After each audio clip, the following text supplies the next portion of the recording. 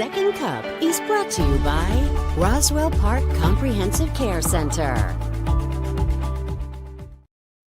It's 8 o'clock on the start of a Wednesday. Glad you're with us for Second Cup. Look, we've got our council member Rasheed Wyatt here with us from the University District, running for mayor of the city of Buffalo, fresh off of the debate from last night. Right. You've been very busy, right? I mean, he's one of 5 candidates who took the stage last night.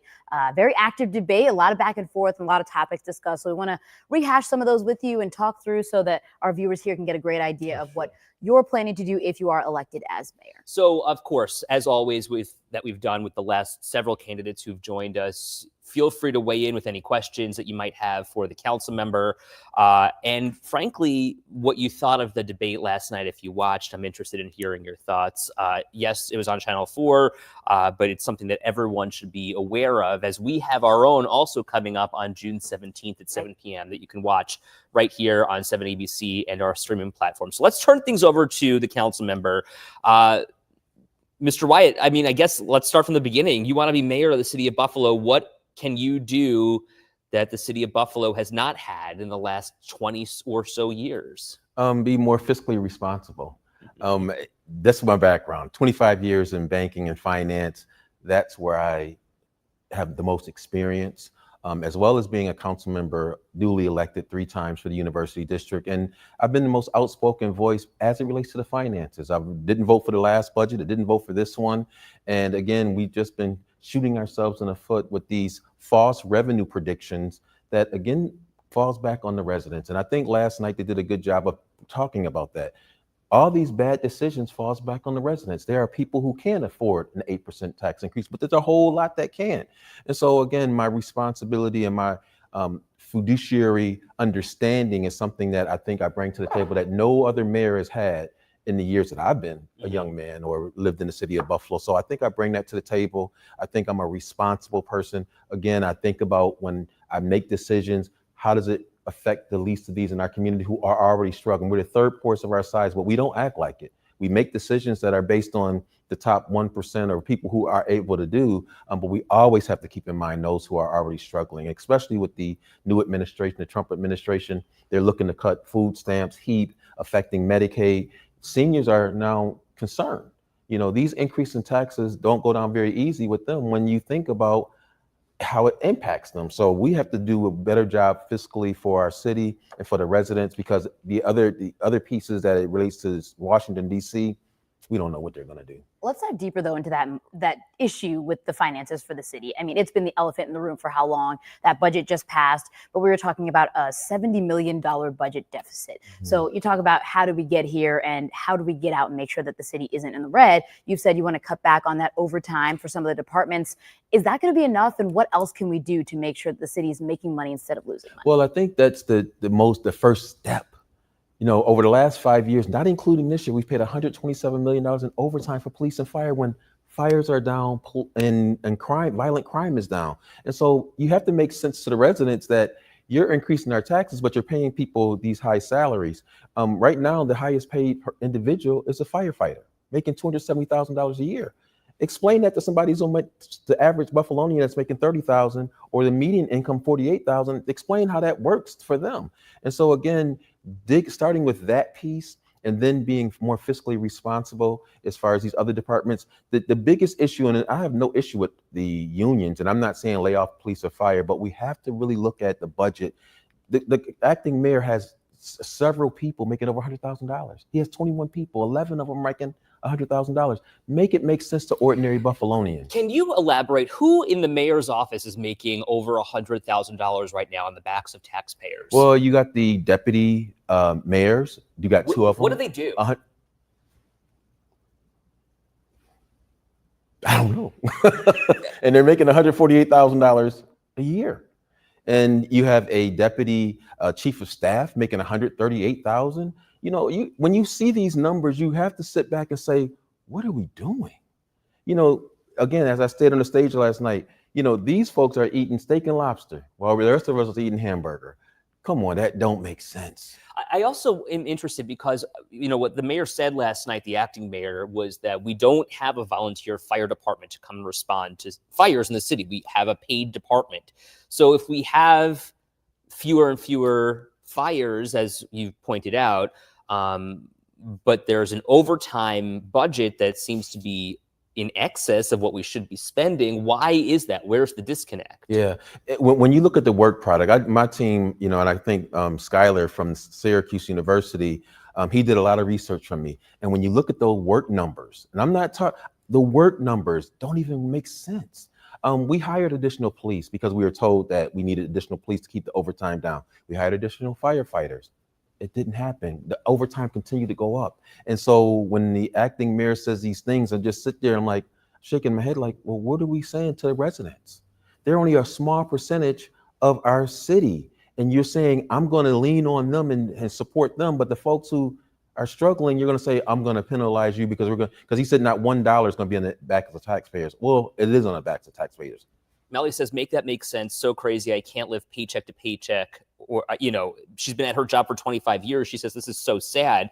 And then Anita wondering, do we really have a decrease in fires and violent crime? We just saw from the state that the number of shootings has gone down between January and April, with the number of victims also going down. But what about the number of fires, I guess, is her question. Have we really been seeing a decrease, or are we just not hearing about them? Well, I'm just going by the work product, the information that was provided to us by the city. The work product shows that the number of fires have decreased. And so if there's another matrix out there, show it to me. But at the end of the day, it still doesn't make sense that we're paying this type of overtime to individuals who are making six figures. Half of the fire and police are making six figures. You got to make it make sense to me. Make it make sense to the residents. We want to be safe. We want to make sure we can put out fires. We want to make sure that when you call 911, police are there to help you. But at the end of the day, it got to make sense for the taxpayers. Okay, let me just play devil's advocate here. So if not for the overtime, then what? What do we do? I mean, there's a reason why they are being paid for overtime. There's a reason why they're being called in for overtime. What are we supposed to do? What's the alternative? Well, I proposed amendment to the budget this year of $10 million and bringing those dollars back so that the departments have to come to us. And I'm not saying if there's a fire, come to say to the council. I'm saying that we need to be aware of this overtime and where it's going. Mm-hmm.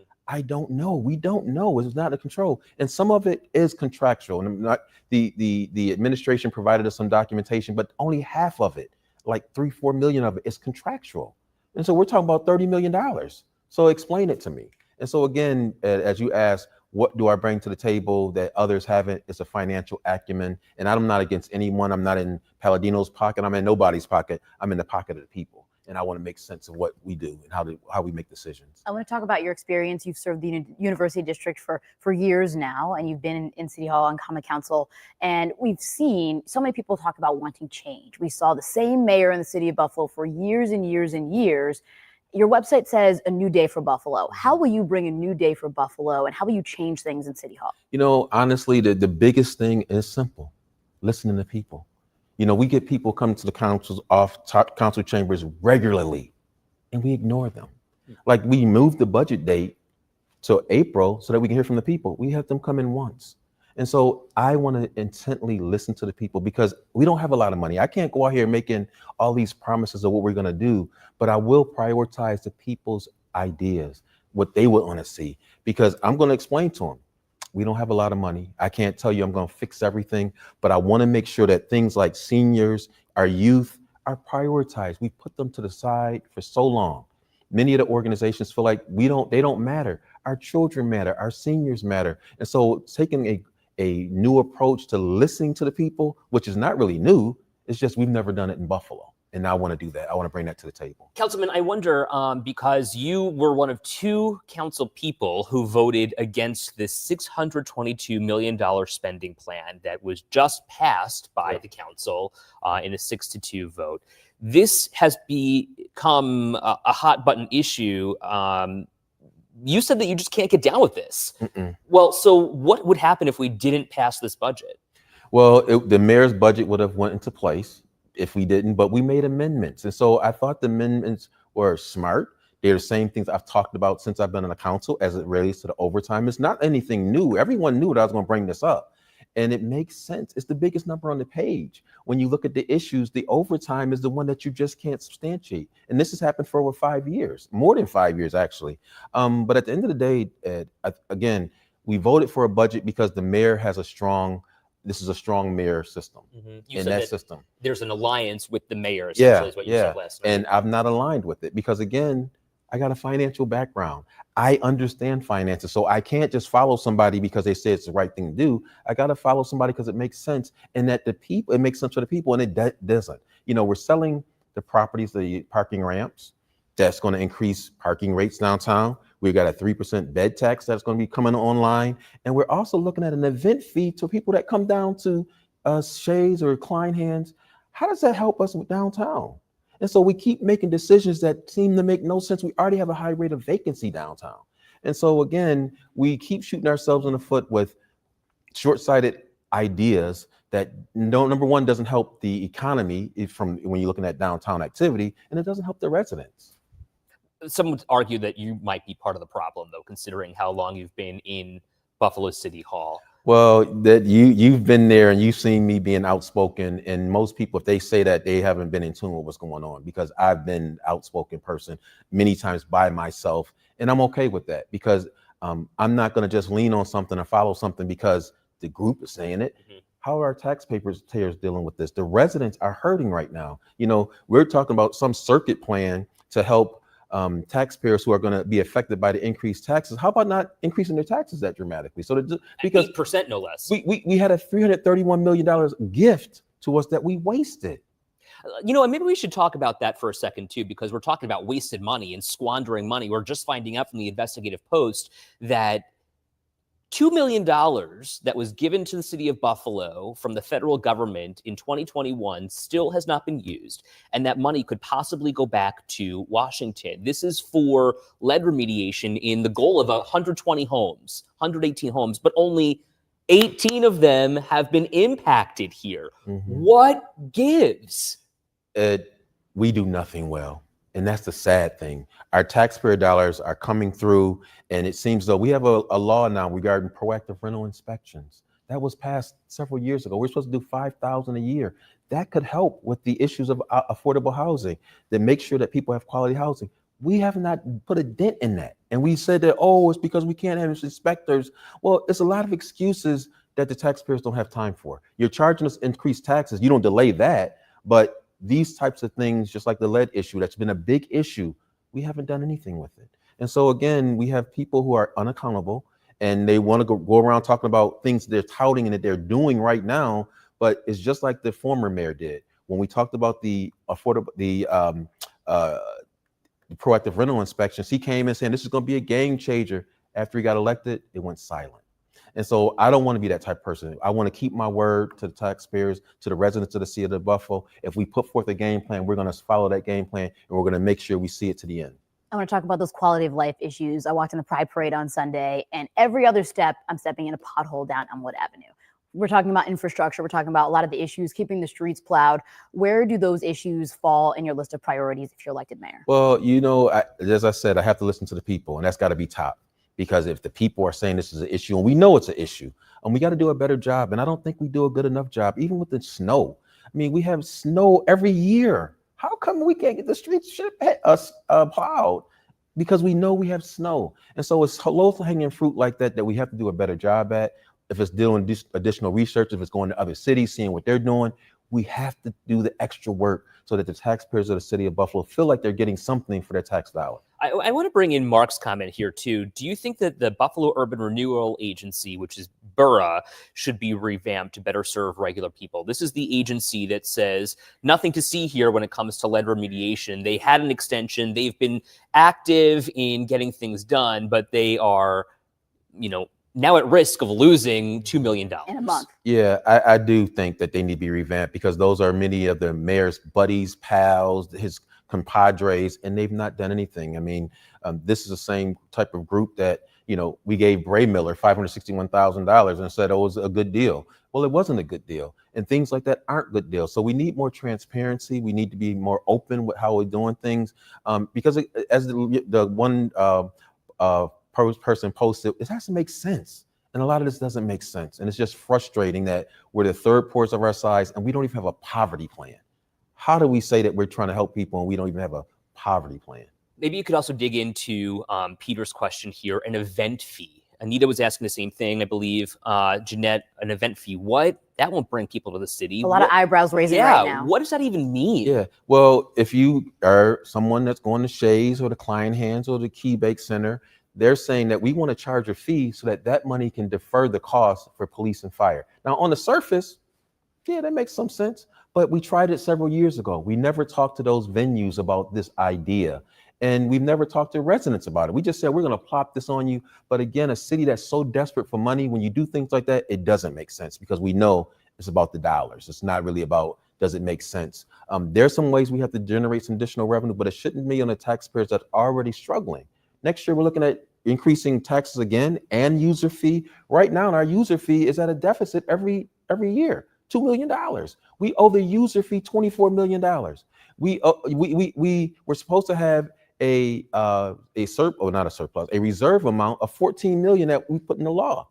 Those two items, if we would have saved on the overtime, could have reimbursed those areas, and we wouldn't be looking at increasing user fees for residents in the city of Buffalo. So then what do we do to get people back downtown? And, we look at downtown and there is nothing.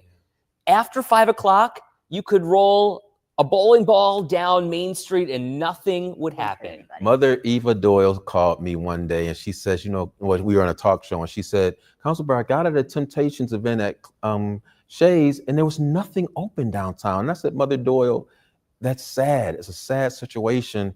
But Ed, I created a festival, University United Festival, that has 30,000 people. Mm-hmm. I'm not trying to be a promoter, but it's things like that we must do. Right now, they have something in the Outer Harbor, a concert series. Well, why isn't that downtown? Why is it somewhere adjacent to those shops and things downtown? So we really have to look at how do we create those opportunities for us to get people gathered downtown more consistently, not just every so often. We have the Taste of Buffalo and things like that, but we need to do that more regularly. And we need to talk to those businesses down there. What things can we do to work together? Because I don't think there's things like that we do. Now, I know the acting mayors talk about some cabinet for doing those types of things. And that's something that I started in the very beginning, because I do agree with having people at the table who have some insight, who've lived this situation, that's been downtown and look at the struggles. What things can we do? So we need to have those conversations to see how can we make that happen, because downtown is vital to our economy. So what's your idea here? Well, my idea is really, again, having conversations with the business owners downtown. They've been down there. They've seen the lack of activity. One of the things that we used to do, we used to have a concert series downtown that we stopped for some reason. I don't know. But those types of things, especially in the summer, are things that we should be doing to get people reacquainted with downtown in the first place. I wonder how different your policing strategy would be from what's happening right now. As we talked about safety, we talked about those quality of life issues. The acting mayor just instituted this walk the beat kind of mentality where more officers are walking around instead of just, responding to calls. One of the things that we hear from the Cuppies often is that they don't come downtown because they're concerned for their safety. Yeah. So what do you do as mayor that is different than what Chris Scanlon has proposed or is doing right now, and what Sean Ryan might be thinking of doing? Well, I think the one thing that I've always said about officers walking the beat, I've said this before Chris Scanlon, this is something that we should have been doing all along. Mm-hmm. We're paying all this overtime. We'll have these people walking the beat, talking to people, getting to know them. I think that's a positive thing. I think we need to see that consistently, not just when you're running. Make sure it happens in the winter.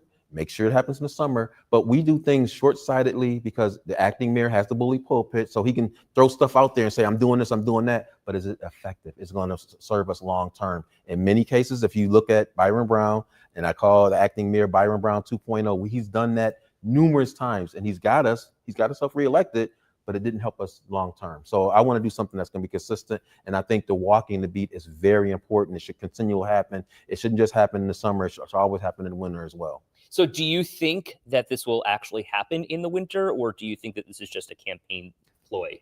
We'll see. Because from what I've seen in the past, that's what it's been. Like in my district, the residents a couple of years ago saw people, officers walking the beat. They were elated. They were happy. But it only happened for a short period of time. And so, again, we'll see if this is going to happen consistently. Under my administration, it will, because that's going to be a mandate. That's very important to community policing, is having these officers out talking to people. The community police officers that we have, I had two great ones, Eric Floyd, and they were doing great work connecting with the community. And I think that's a very important component when we talk about the tensions that created in communities. But having those officers be seen, be visible, and active is critically important. This is kind of an interesting comment here from John. He says, tell civil service to hire people that have been missing for years. That'll help resolve your OT issue. How can you run a fleet when you have an inadequate amount of people fixing them? Get rid of the city living requirement, open up the pool of qualified candidates. The city's selection of people capable of performing the job is dismal. Well, that's something that we would have to have more conversation on, because I know that I've heard the opposite. More people say that we want to have more people who live in the city. Some people take issue with some police officers and firefighters who are not required to live in the city. They take issue with that. You know, especially if you're making $200,000, well, where's that money going? It's not going in Buffalo. It's going back somewhere else. And so that's something that I would definitely like to look into. I think we may just simply need to raise the amounts, because I did see the fleet mechanics and those people making low salaries. I mean, if you can go to one of those other dealerships and do that type of work, you're going to go to that dealership. Sure. So we should have a competitive rate, because that is an important aspect. We have a lot of vehicles that are broken down, that we need good quality mechanics that can help them keep them on the road, because, you know, right now we're in a fiscal crisis. We can't afford to buy tons of equipment, but if we can keep it maintained, that could be very helpful. Mark asked the question. He says, what is going to happen to Bailey Avenue with the federal money being taken back? I wonder that, but I also wonder, we talked about downtown. What about Buffalo's East Side? We talk constantly about it's a food desert. It's been neglected for decades. We have systemic problems. What's going to happen to projects like that, and what's going to be done to bolster the economy on the East Side? And those are, again, I have ideas, but I want to have the community at the table as well. I just went to the 514 Memoriam, and there were a lot of people still very upset that nothing has been done in that neighborhood. And that's the thing that we got to get away from. You know, this is 3 years ago, and people feel like there's been no improvement. And so that's what the people feel on the East Side, is that you talk a good game when it's time for elections, but then you don't show up. I'm gonna show up as a three-time duly elected University District Council member, East Side representative. I've always made sure the people at the table, and I respond to them. We have to create a strategy and things that they want to see done. Some of the things have already been talked about as far as affordable housing, repairing some of these, creating these particular gardens and things to create fresh fruits and vegetables. But again, I want it to be a strategy that they say that we put forth, and we have to execute it. I want to make sure that they believe that when I say something, that it's going to happen. For too long, we say we're going to do something and it doesn't happen, and people get frustrated and upset. And I understand that, because I've seen it. Matty, though, here, you know, again, playing devil's advocate, Main Street in the University District, he says, isn't exactly booming either. People can say what they want. I don't think that it's not booming to the extent that there's a lot of high activity, but it's not blight. And matter of fact, we have a project coming online with the LaSalle Street project that's going to be happening hopefully the end of the year or early next year. And so there are some positive things that are happening that is going to bolster Main Street. And that's one of the projects. We have a new project right on Main Street across from Hurdle called The Rails. That's a positive thing that's happening. Good housing. Now, it's not affordable, but it's a positive piece of real estate that's happening right in our neighborhood. I want to ask, I also should just let our viewers know that we're going to have to pause for Aaron in just a couple of minutes. One of the biggest issues right now is with the Buffalo public school system and the allegation that the school district is covering up sexual abuse of students in schools. That came from a Buffalo police detective within the Special Victims Unit. How do you respond to that, knowing that the investigation hasn't even started with the Buffalo schools? Well, let me say, Ed, you know, that's a question, that's a constant question as far as investigations, our internal affairs unit. I've been a vocal critic of the internal affairs unit. I've even put forth a civilian review board model because, again, the AG stated that police should not be policing themselves. And I agree with that. And it's even like the sheriff's issue. You know, he hit 6 cars, but you don't hear anything for a year. Now we have this investigation that's supposedly taking place. We don't know. But that's where the distrust for the community comes in, that it seems as though when you're friends with somebody, you get to be glossed over. Now, my issue with the Buffalo Public Schools, which I don't have an issue, I just think that we need to be more integrated and working together. We've never done that. Here again, they're the third ports of our size, but our city and our school board acts independently. I think that's critically important. If we're sending a message about the quality of life, quality of education, we have to be on the same page. And so that's what I want to do more of. I want to do a better job of integrating and working closer with the school board so that when we have these types of issues, I'm not just coming in saying something about an issue. I'm a part of the conversation of how we improve that. And the other piece regarding the investigation, I really believe we need a civilian review board to begin looking at these types of things so that no one has the ability to kick it down the road. We need to find out this issue right now. But what do you make of the allegations, in particular, the fact that these kids are being assaulted in schools and that there is a cover-up, according to this SVU detective? Well, there's questions about the detective. So that from what I've read, I don't know for a fact, but there's questions about his credibility. So again, it's, is one person saying something, another person saying something else, but I don't know if that's a valid situation.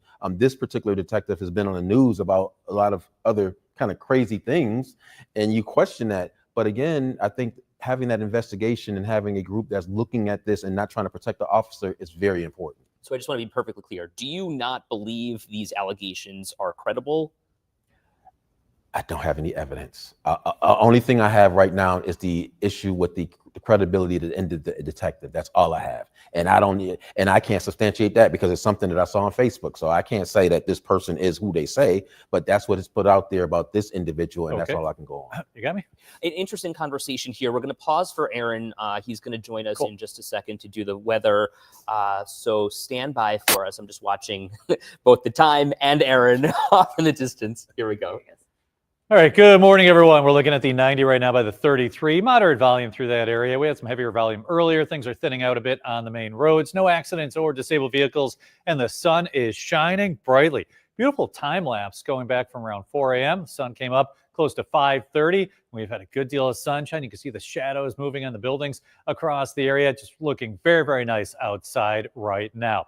Currently, our temperature is 73 degrees, winds out of the south at 13 miles per hour, 69 in the Falls, 64 in Jamestown, 72 right now in Batavia. A little breezy, and winds are going to gust near 30 miles per hour this afternoon. Here's your hourly forecast for today. Low 80s by noontime, mid 80s later today, warm with the hazy sunshine, and we'll hit 85 today, which is your forecast high. Last time we've been at 85 degrees back in September 2024. It's been 262 days since we've had 85 degrees. Your hour-by-hour wildfire smoke graphic showing it won't be as smoky today. So yesterday, very hazy with that milky sky. You'll see that at times today, but it won't be as the smoke won't be as thick today as it was yesterday, and skies will clear out a bit on Thursday. So we'll have the sunshine today, and then tonight clouds increase, a couple of showers toward tomorrow morning. Then some scattered showers and thunder showers Thursday afternoon. We'll see some rain on Friday, especially south of Buffalo. Your forecast for today, hazy sunshine, warmer. Your high today, 85 degrees. Tonight, overnight lows in the mid-60s, mostly cloudy and mild this evening. Tomorrow, temperatures right around 77 with scattered showers and thunder showers on Friday. Showers mainly across the southern tier, mid-70s. Saturday, 76, couple of showers still lingering, mid-70s on Sunday. A few showers for your Monday and also your Tuesday. Now, as mayor in the city of Buffalo, can you make it warm all year round? I wish I could do that. No more snow. Right? Get rid of that altogether. So funny. Councilman, we're running out of time here. I want to give you a final thought here.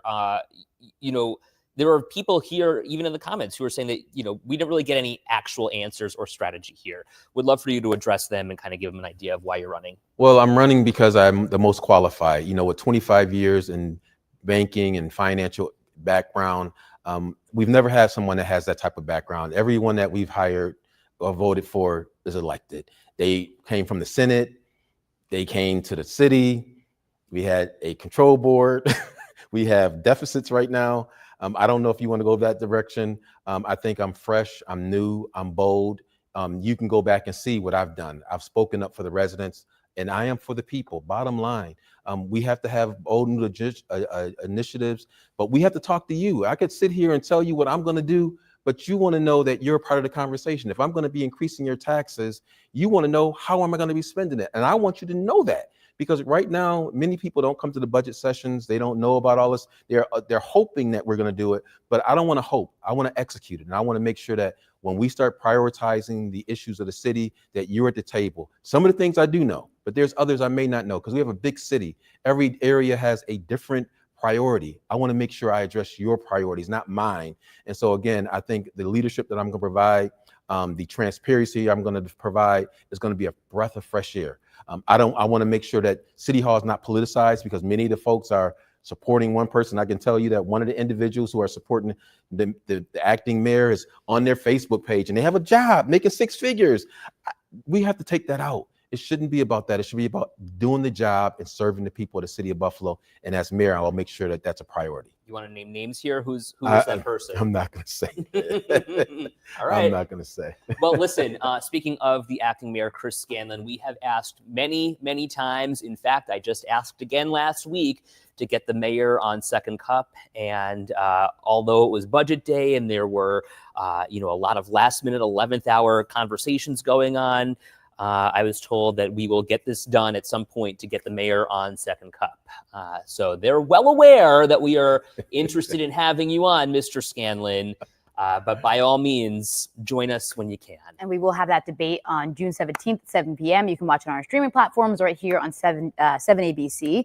But University District Common Council member Rasheed Wyatt, thank you for being here. And thank you for joining us. We appreciate you. Have a great day. We'll see you tomorrow.